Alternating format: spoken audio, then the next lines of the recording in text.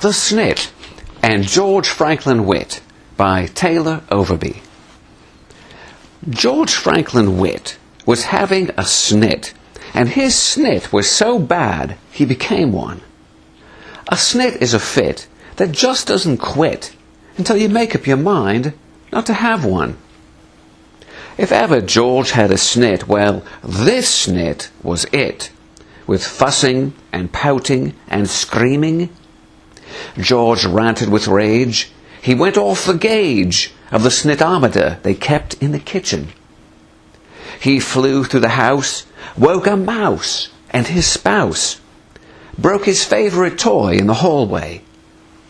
George spun and he muttered, he yelled and he sputtered, turned red as a beet at the grocer.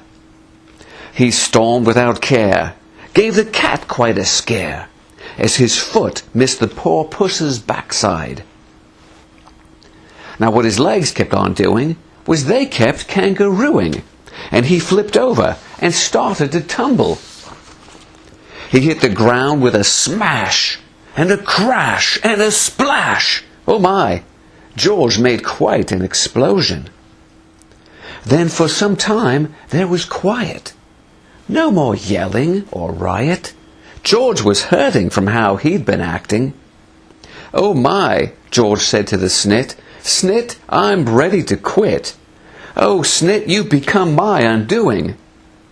So George gathered his thoughts, lined them up just like dots. You could say it was truly amazing. Said George to the SNIT, SNIT, I say, this is it. I'll no longer let you annoy me. Now, George Franklin Whitt said goodbye to the SNIT, since he made up his mind not to have one. Now he's cleaned up his mess, and he's doing his best by keeping this book to remind him.